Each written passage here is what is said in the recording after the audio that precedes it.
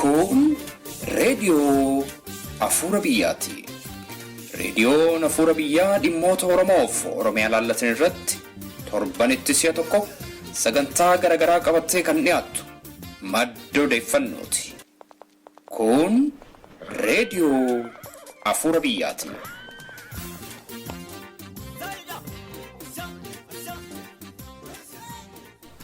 Harka fuunee attam jirtu dhaggeeffattoota raadiyoo Afuura Biyyaa. Raadiyoon Afuura Biyyaa Kanaadaa magaalaa Kaalgariitti waggooggaatti kan kabajamu ayyaana irreechaa irratti argamuudhaan isinii gabaasaa akkuma turte ayyaana saalnaa irrattis argamuudhaan qophii addaa isinii qindeessite kunoo qabattee dhiyaatteetti.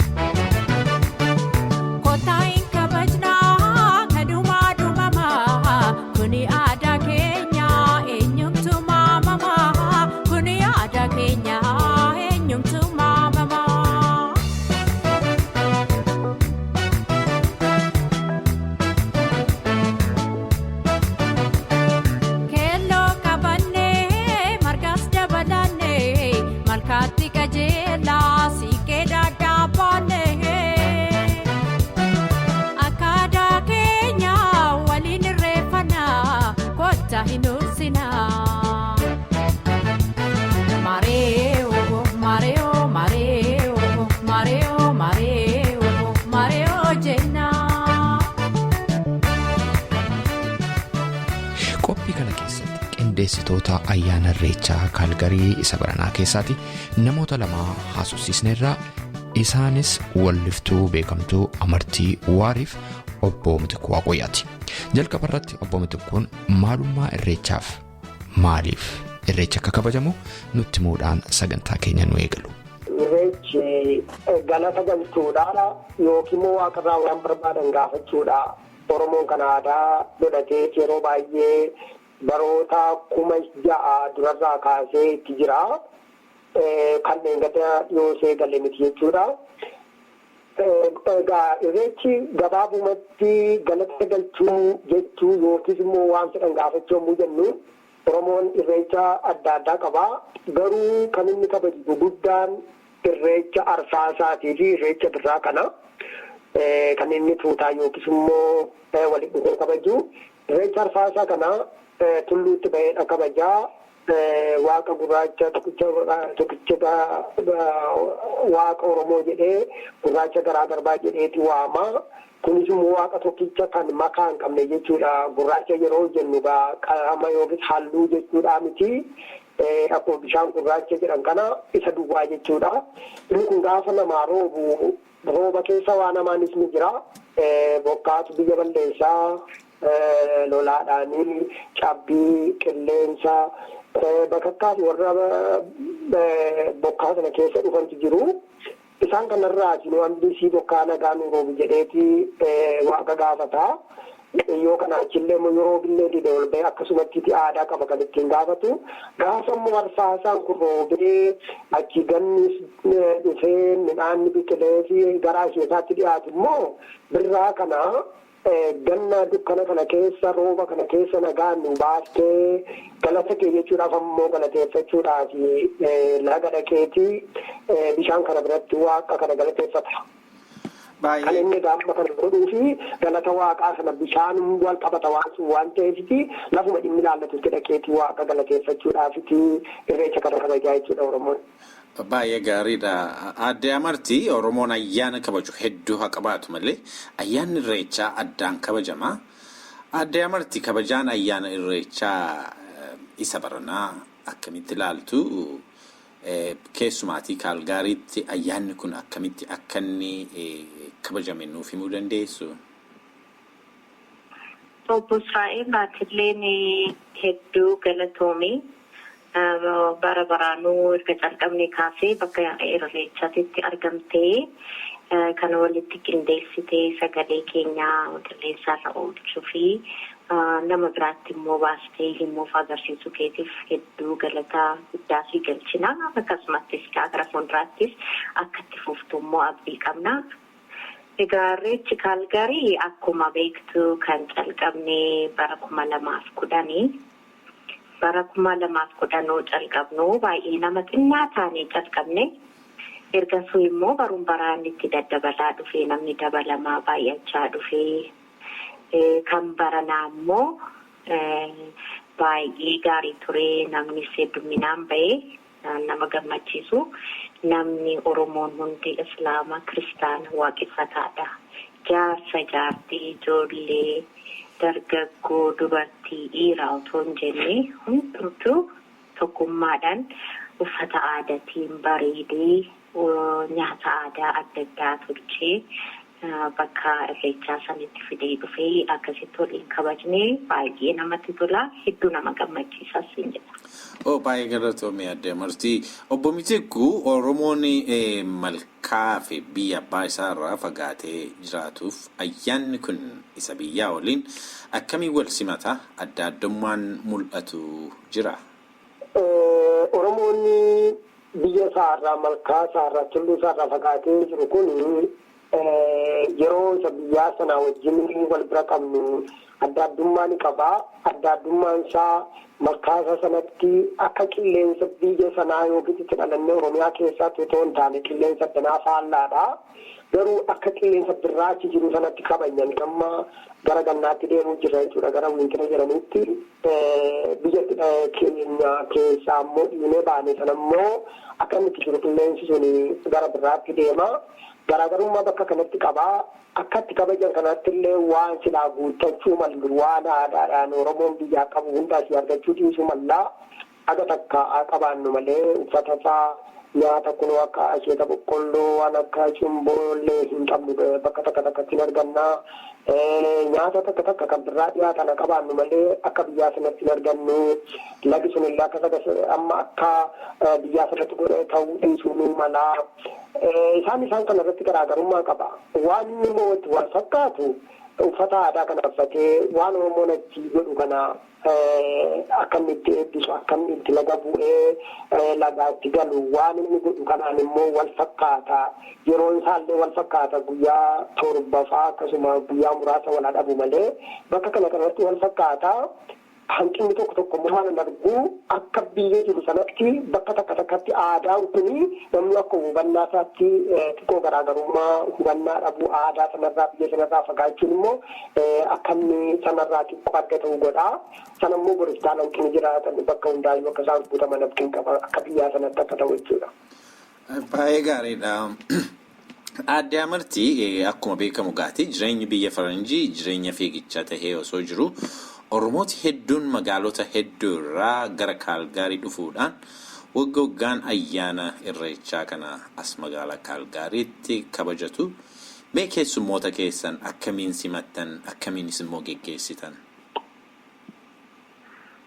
Egaa keessummoota keenya simannu akkuma dhufaatii isaaniitti isaan simanna. Maaliif karaa dheeraa dhoofanii dhufuu maatii isaanii qabatanii dhufuu yeroo dhufan immoo akkuma dandeettii keenyatti qubachiisnee nu bira qubatanii kan bulis bulee kan oolus oolee akkuma dandeettii keenyatti keessumsiisne wajjumaan immoo irreecha kana irreeffannee waan danda'amu goone gaggeessinaa jechuudha. Baay'ee gaariidha. Guyyaa ni irreeffattanii gaaffiin kunis kanuma keetii Aadde Amartii guyyaa ni irreeffattanii galgalas immoo booda isaa immoo galgala aadaa Oromoo tu waltajjii qabate dhiichiftanii gargar dachaatan moo waan walii himtantu jira?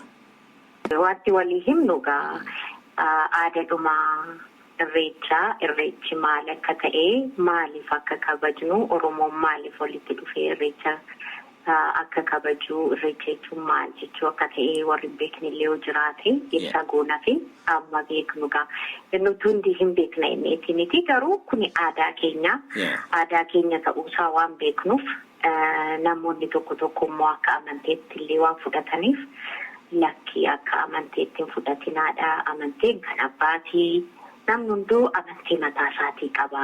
Aadaan immoo kan hunda keenyati. Hunda keenya ilaallata.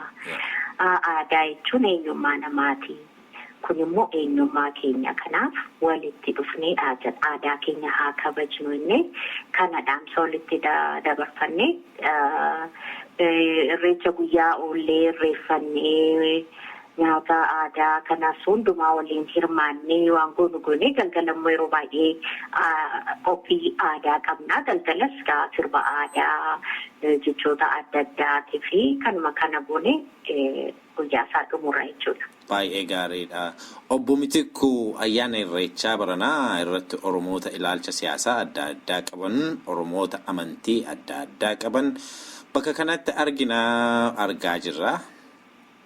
Kana isintu walitti waame moo akkamiin walitti dhuftan? Egaa inni kun waamicha yeroo goone nuti adda addummaa siyaasaa, adda addummaa amantii namni qabu kana akkatti yaamne tun taane Oromoo ta'uu isaatiin amantii barbaade qabaatu, siyaasa barbaade deeggaru. Oromoo ta'uudhaan barabaraanis gaafa yaamnu nuti nama Oromoo ta'e hundumtuu garaagarummaa qabdu kana kaawwattee biyya takka qabdaa, aadaa takka waliin qabna, afaan takka waliin qabna, waan Oromoo waliin qabu kanarratti immoo dhufee namni waliin kabajuun kanuma kaleessa dheengaddaddee Oromoon duris qabu. Ammas immoo waan argaa jiru baraagara baraatti namni garaagarummaa kanaaf jedhee adda deemuurraa isa gargar qabu sana kaawwattee akkammoo walitti dhufee waan waliin qabu sana jabeeffatu kanarratti irreecha kanarratti argina. Irreecha kana kan adda godhu waan hunda keessaa garaagarummaa barbaade qabaatu Oromoon baruma baraan sanarratti walitti dhufaa. Achi keessatti amma yoonaatti rakkoo garaagarummaa mul'isan caalaa kan walitti nama fiduu, hawaasummaa isaallee kan guddisu, kan wal argeen beekne fa'aa waggaatti illee kan wal argu walitti dhufee yeroo inni wal dubbisee isa darbe sana illee abbaan garaagarummaadhaan jedhee adda deeme sunillee akkatti walitti deebi'u sanatti irraa mul'ata. Kanaatiif bifa sanaan argaan nama garaagarummaa fedhillee qabaate walitti kan araasu kan walitti fidu ta'uu isaa hubadhaa jechuudha irreecha kanarraa. Obbo Mitikuu Waaqoyyaa akkasumas adde Amartii Waarii kabajaa ayyaana irreechaa magaalaa Kaargaarii ilaalchisuudhaan raadiyoo Afuura Biyyaaf ibsa nuu laattaniif guddaa isin galateeffanna. Bara gaarii.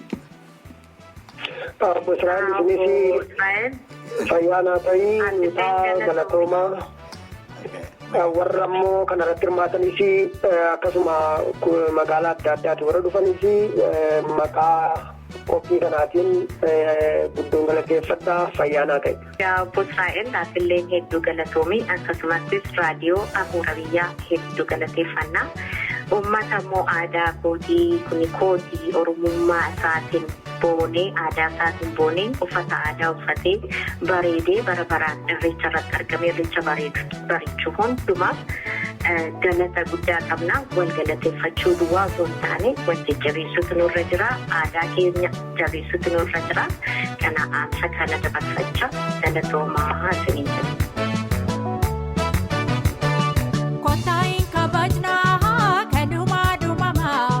Kuni aadaa keenya eenyumtu maamamaa. Kuni aadaa keenya eenyumtu maamamaa. Kotaayin kabajnaa kanumaa dhumamaa. Kuni aadaa keenya eenyumtu maamamaa. Kuni aadaa keenya eenyumtu maamamaa.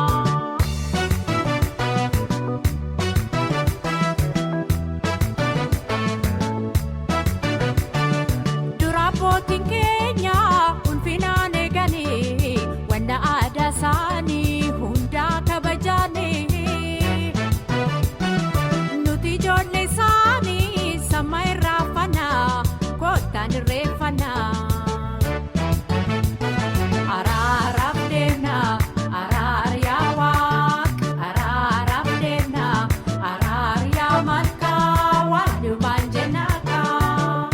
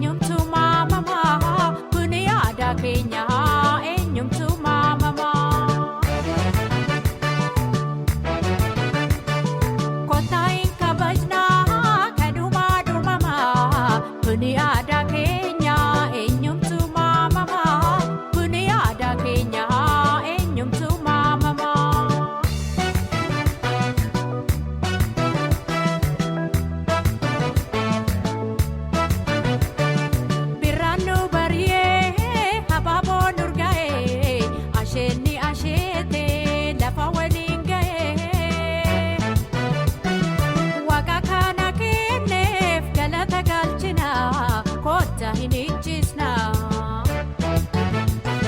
Ijoollee daree yaa baaboo daree ijoollee daree ayyaan dhugaa daree maaliif hin jennuree.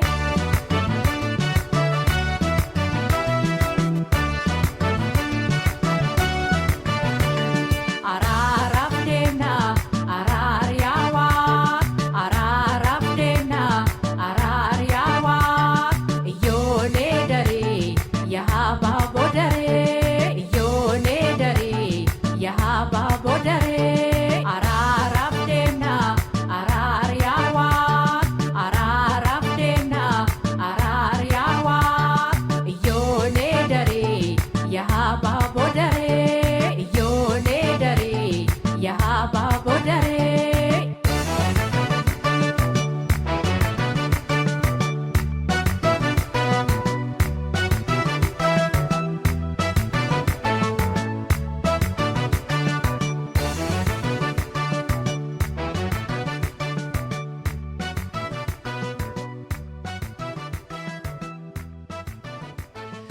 Dhaggeeffattoota keenyaa qophiin keenya har'aa kanuma.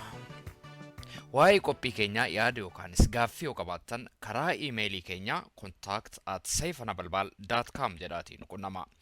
Fuulli intarneetaa keenyaa www.saifanabalbal.com jedhamaa nu daawwadhaa. Akkasumas feesbuukii irratti raadiyoo afuura biyyaa jettanii yoo nu barbaaddan nu argitu. Torbee qophii biraatiin hamma wal agarrutti torban gaarii isinii hawwinaa gaariitti.